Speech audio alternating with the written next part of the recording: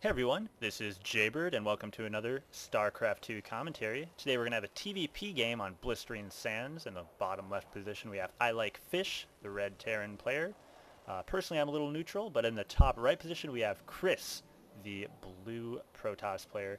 Two things I should mention in this game before we get too much into it is that now that patch 1.1 is out, I should preface any games beforehand that they're not patch 1.1. So this is a release version of the game, so no crazy Ultralisk splash damage.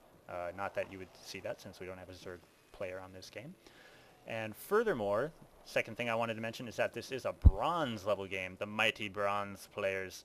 So there's going to be a little more emphasis on fun here and just kind of seeing what kind of cool things happen down at the bronze level that you don't always see every day. And like I say, that is the name of the game here at Jaybird StarCraft. I like to see games that we don't see every day, stuff kind of unique. So we'll just watch and see what happens here. Chris, thank you very much. He did send me this replay.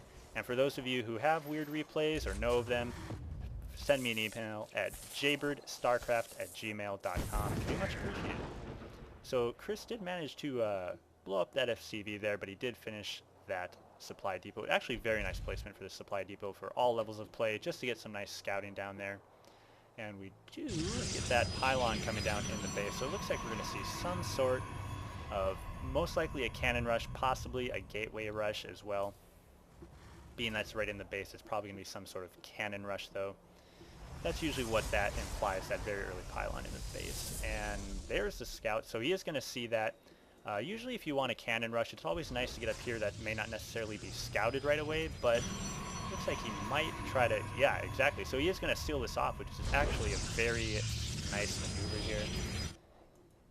I Like Fish, continue going on the scout, and let's see how much he has seen here. He has seen that there is a pylon, so he should know that something is up, and he is throwing down two barracks very quick, and that one Marine is already coming out. So it will be interesting to see what he can do. And Chris is throwing down a gateway as well, so kind of interesting. Usually at high level plays, if we see cannon rush, it's usually more of an all-in technique, not too much going on at the base. But there we go, first cannon going down. Taking a quick look at the unit count. We do have one Marine out, and he is going to go right to work on that cannon. So we'll see what happens here as this continues to fight out. Looking up at the base, we do have that SCV just hanging around there at the Nexus, just having a fun time. Another gateway is going to go down as well too, so this is kind of an interesting. Ooh, we do have the SCV and the two Marines now working on this cannon. It's going to get it right before it comes out. Perfect timing. Ooh, nice cancel, very nice cancel. You get some of those minerals back. And this is one that's about to come out. Should be able to take care of these here. So it'll be interesting to see how Chris handles this.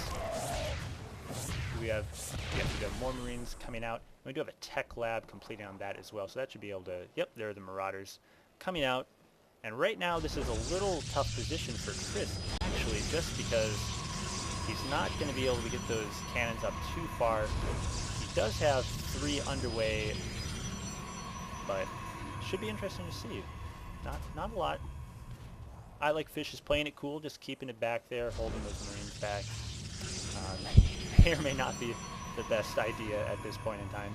But Chris is he did put two gateways down, but nothing coming out of those yet. So that could be good or bad, depending on how this cannon rush goes. If it succeeds, well then I think he probably got lucky because he's putting minerals into the gateway.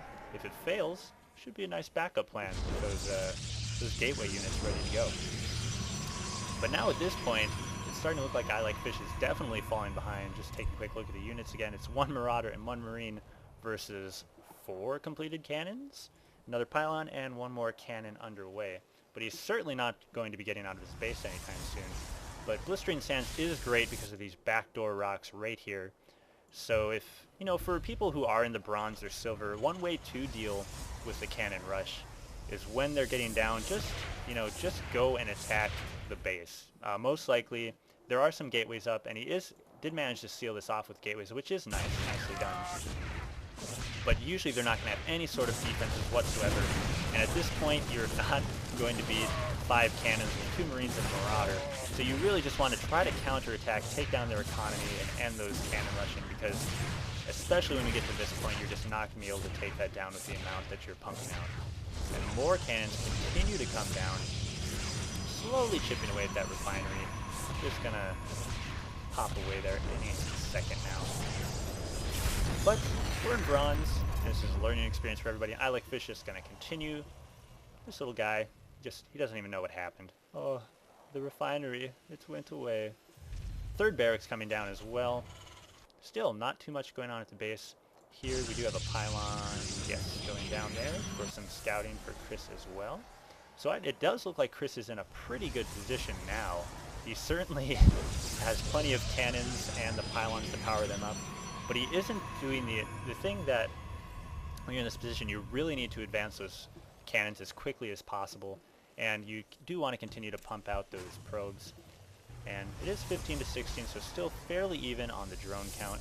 And they are, you know, producing, it appears, harvester units at a fairly, you know, good rate. So that's not too bad to see here. We do have a couple of Marines. Now see, this is what happens when you don't start to advance these pylons. This is actually just an incredibly good wall off here for the ramp. So it's just a nice seal, but eventually if you don't move in with these cannons, they are just going to keep building up units. And we do have a cybernetics core going down, so it looks like Chris might be trying to transition out of this cannon rush, and really you got the 3 gateways, nothing coming out of them. That's okay, folks. We're just having fun, just watching what's going on here. It is, I Like Fish is doing nicely here. He's getting a nice economy. I want to take a quick look at the income coming in. And it's still fairly even, which is kind of interesting because we are pumping out the units constantly out of those barracks. And Chris is not doing as much, but he does have a Stargate coming down. Cannon rush into Stargate. Very interesting technique here. And all at the front gate here. And he is chrono boosting those warp gates, so he might be able to use these eventually. He certainly doesn't need to be putting any more into the cannon rush at this point. How much does he see here? If we take a quick look at, and I went backwards, my mistake there. How much does he see here? He does see a small group amassing here, but he does not see everything at all. Stargate about halfway finished, and still just kind of a not too much aggression going on in these bronze level games here. That's okay. You kind of get to this point, especially if you're being cannon rushed. You know, everybody knows how it feels when the cannon rush is on you. It's like, just stand back, don't go, just mass, play defense. And that can be good or bad. Usually it's not the best thing to play defense. The best offense, no, best defense is a good offense. Who knows? I just commentate. Anyways, coming back here, this is actually probably